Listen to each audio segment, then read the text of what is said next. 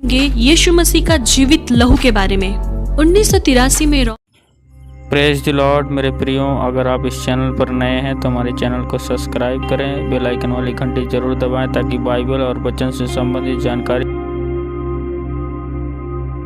आपको बताते हैं, एक नई तहकीक के मुताबिक जुलजता पहाड़ के नीचे पाक संदूक पर यीशु मसीह मसलूब का खून दरियाफ्त कर लिया गया है। वैज्ञानिकों ने डीएनए टेस्ट के द्वारा पता लगाया कि यीशु मसीह का लहू आज भी जिंदा है। जब उस लहू को टेस्ट किया गया, जिस लहू को वैज्ञानिकों ने एक खुदाई के द्वारा प्राप्त किया, और जब उस लहू को टेस्ट किया गया तो उसमें 23 गुणसूत्र पाए गए, जबकि एक नॉर्मल मनुष्य के अंदर 46 गुणसूत्र पाए जाते हैं। उसके डीएनए में 23 पुरुष के 23 स्त्री के। तो दोस्तों, आज की वीडियो के लिए इतना ही। इस वीडियो को ज़्यादा से ज़्यादा शेयर करें। जराये के मुताबिक रॉन वाइट ने अहकाम से इजाजत लेकर इस पहाड़ की खुदाई का काम शुरू करवाया, इसलिए क्योंकि इसके रडार के मुताबिक इस पहाड़ के नीचे 18 फुट बड़ी चट्टान मौजूद थी। लेकिन हुआ कुछ यूं के मजदूर जो खुदाई के काम पर लगाए गए थे, खुदाई करते करते डर के मारे अचानक भाग निकले, क्योंकि उन्होंने वहाँ जो नजारा देखा वो नाकाबिले बयां था। रॉन वाइट ने लोगों को अपने पास बुलाकर पूछा कि तुम लोग बिना पैसे लिए कहाँ भागे जा रहे हो। उन्होंने कहा, हमने वहाँ पाक संदूक देखा है। रॉन वाइट खुद गार के अंदर गया। जब उन्होंने देखा तो वहाँ पाक संदूक पाया और वो एकदम बेहोश होकर गिर पड़े। उनके बेटे ने बड़ी मुश्किल से उन्हें गार से बाहर निकाला।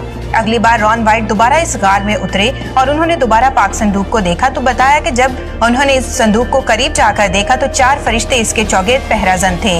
उनमें से एक फरिश्ता रॉन वाइट से बातें करने लगा। उसने कहा कि हम मूसा के दौर से लेकर अब तक पाक संदूक की रखवाली कर रहे हैं। रॉन वाइट ने पाक संदूक के ऊपर जमा हुआ खून देखा, जो कई अरसे गुजर जाने की वजह से मुकम्मल सूख चुका था।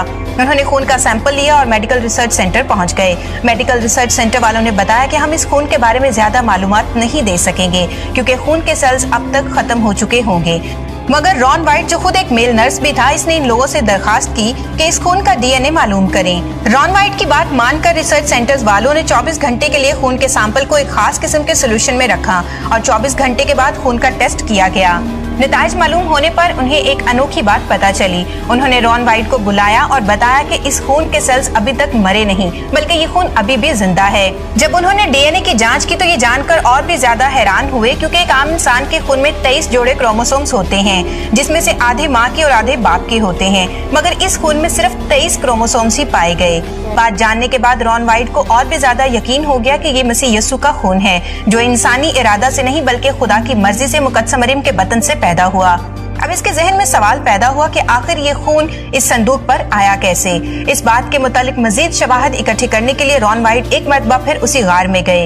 इसी जांच के दौरान उन्होंने पाक संदूक के ऊपर गार में एक दरार देखी और इसमें भी वही सूखा खून नजर आया। तो उन्हें मालूम हुआ कि ये खून ऊपर से ही बहता आया है। इसके जरिए उन्हें पता चला कि इसके ऊपर वो मुकाम है जहां यीशु मसीह को मसलूब किया गया, और यीशु मसीह की सलीबी मौत के हवाले से बाइबल मुकद्दस में लिखी गई बातों को याद किया, जहां लिखा है, और देखो यीशु ने फिर बड़ी आवाज से चिल्लाकर जान दे दी, और देखो हैकल का पर्दा ऊपर से नीचे तक फटकर 2 टुकड़े हो गया और जमीन लर्जी और चट्टानें तिड़क गईं। यकीनन ये वो दरार थी जो यीशु मसीह की मौत के वक्त आई थी, और इसी दरार के जरिए यीशु का लहू पाक संदूक के ऊपर गिर गया।